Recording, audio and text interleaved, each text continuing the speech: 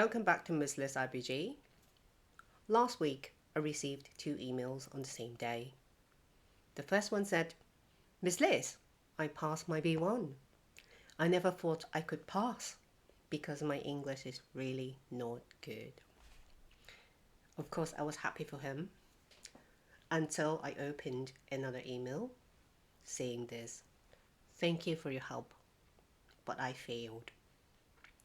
Same help, same resources, 2 different outcomes.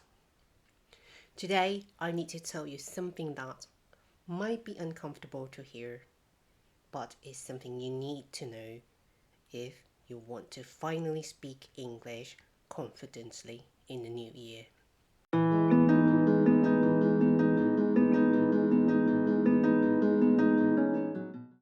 Since December 2025, I've been helping numbers of Hong Kongers, offering a one-off free B1 mock exam before the real B1 exams. Some people passed, while some didn't. I celebrate with those who passed, but of course I feel the pain for those who failed. Now before I continue, I just want to be clear. I'm not here to criticize anyone, okay? I'm sharing as a qualified English teacher with years of experience teaching students whose mother tongue isn't English. And I see the same pattern repeating over and over throughout my career. It actually frustrates me because it doesn't have to be this way. The real problem, take Hong Kong as an example, is the education system. So during the 3 B1 exam sections, I've met nurses, engineers, accountants, the people who were professionals in Hong Kong, now working in warehouses, supermarkets, or delivery services. Of course, they both said, I'm happy that I have a job in the UK now. But they also said, I wish to work the same old job once again. Well, the reason is not because they are incapable in the professions, but because the English can't compete in their professions in the UK here. And you know what? It's not their fault. You see, Hong Kong's education system taught people to do homework, to pass exams, to learn nearly everything on papers, but very little to live in English. Am I right? Let me tell you a story. About a year ago, okay, I took in a new student in Hong Kong who on paper his English was excellent. High scores in grammar, fill in the blanks, exam paper. So on the first day with him, I asked him a very simple questions like this. Hey, tell me what you did last weekend. What was the most exciting thing you did with your family? Since I knew you just finished your exam. Tell me. And then he stared at me on the cam and frozen. Just like that. So I tried again, speaking slower. Still nothing. Then I wrote the questions on the screen. Within seconds, he wrote his answer on the screen. Then that was the time he answered verbally by reading the sentence out loud. Do you see the problem? He could achieve in his exam, but he couldn't have a conversation that time using the language in real life. And this is why so many Hong Kongers here in the UK are still struggling even after living in the UK for a few years, even after passing many exams in Hong Kong when they were little, because the English you learned was never designed for real life. Now, here's what it gets worse. When you arrived in the UK, maybe you tried speaking English, but it was hard. People didn't understand you, and you felt embarrassed. So gradually, you start avoiding it. Then you decided to order your cheeseburgers from self-help machines instead of speaking to the cashiers. Then you only socialize with other Cantonese speakers. If you're a stay-at-home mom, your only English might be good morning, how are you today, see you tomorrow at your kids' school gate. If you work in a warehouse, you barely need to speak at all. And the less you speak, the more your fear grows. The more your fear grows, the less you speak. It's a vicious cycle. But you know what? There's always hope. Let me tell you another story. 17 years ago, there was a guy in Hong Kong who absolutely hated English, bottom of his class, failed in his English exams. Later, he even dropped out from his secondary school and couldn't care less about English learning. Then one day, he met a girl in a gym. A girl who only spoke English. Suddenly, this guy, who couldn't speak English, started to speak in his broken English. Hello, good morning, my name is nice to meet you. He started to speak in his Hong Kong style textbook English, trying to get her number, texting her in broken English, making mistakes after mistakes after mistakes. Why? Because he was determined. Because he had a reason that mattered to him. That girl, she's now his wife.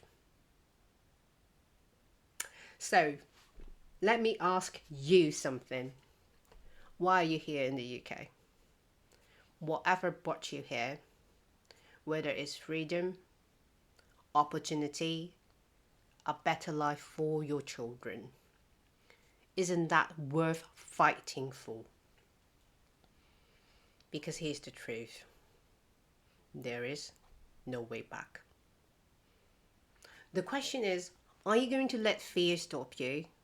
Or are you going to start taking steps, even tiny ones, to change your situation? Therefore, I would like to give you 2 goals for the new year. Number 1, overcome your fear and create opportunities to speak. I'm not asking you to give a presentation tomorrow to me. I'm asking you to take small steps. Like, instead of using the self-help checkout, you can order at the counter, speaking with the cashiers like that. You can say like, hey, how are you? How was your day? To another parent at your child's school gate. Or you can set up English-only areas with your partner at home, and anyone who breaks the law puts £10 in the piggy bank. I actually told this to some of the participants in the 3B1 mock exam. I'm not sure if they have ever done it though. Alright.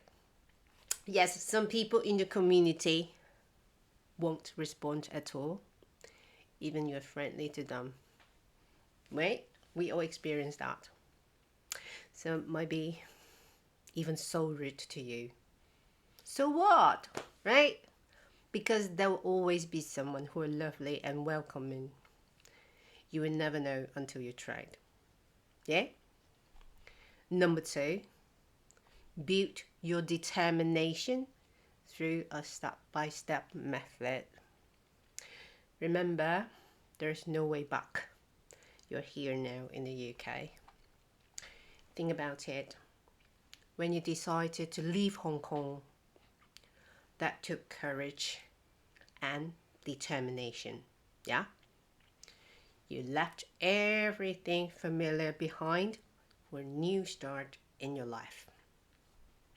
That same determination that brought you here, you still have it. You just need to reconnect with it. Because here's the truth. Your old life in Hong Kong is gone. The career you had, the comfort you knew, the domestic helper you once had, you can't go back to that. This is your life now. And the question is, are you going to live in your fear, avoiding English conversations, and working below your potential? Or are you going to truly commit to improving one step at a time? Remember that guy in my story?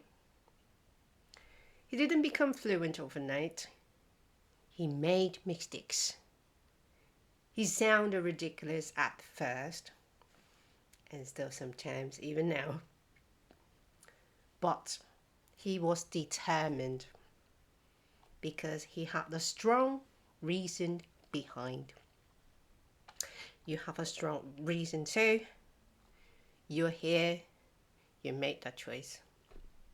So, commit to improving one step at a time. Not that you have to be perfect tomorrow. Just progress every day. Okay? A new year ahead can be the year everything changes, but only if you decide it will be. As I have mentioned in another video that I'm currently living in a city famous for having over 130 roundabouts. Can you guess which one? And I've been thinking, I see many Hong Kongers are struggling alone, working hard, but with no one to practice with, just like that. So I'm actually considering to organize a monthly coffee gathering in my city. Oh, I love coffee, by the way. So imagine this. Once a month, we meet up face to face, not on Zoom, okay? We just talk. We can pick a topic, we share, we laugh, we make mistakes together, just like that. Well, not only will you build your vocabulary and confidence, but you will also make real friendship, real connection. Now, let me be clear, I'm not doing this to recruit students. I have mentioned that so many times because basically my online teaching is full with a long wait list. At the same time, also building another self-employed business in mortgage and protection advising. Yeah, just want to be clear. I just feel like I want to do what I'm good at, to care, to help, to connect. And honestly, I would like to make more friends face to face because I am always working on Zoom for work. To me, human connections still matter. Anyways, if you are interested in this idea, because it's just a very, very preliminary idea, I would say, please leave a comment below. The more interest you show, the more serious I will look into this, because I do need to figure out how to fit in my packed schedule. But if this is something that many people need, I would say not just Hong Kong actually, but like immigrants from any other countries, I want to make it work. Why not, right? Oh, and about that guide in the story earlier, right? The one who learned English for a girl, I got his permission to share his story, okay? And if you think you know who he is, you can leave your guess in the comment sections as well. It would be just fun for me to see your guesses. That's it. Remember, your English won't improve overnight, but it will improve if you take that first step. I believe in you. Now you need to believe in yourself. In my next video, I'll be recommending some free online resources to help you improve your English. I'll share specific websites and resources because one of the most important parts of improving your English is building your vocabulary. I'm not just sharing what ChatGPT suggests. As an experienced and qualified teacher, I'm sharing what I know actually works for ESL learners. Okay? So make sure you subscribe to the channel and hit the bell. You can also share with your friends who might need a big change in New Year. I will see you in the next video.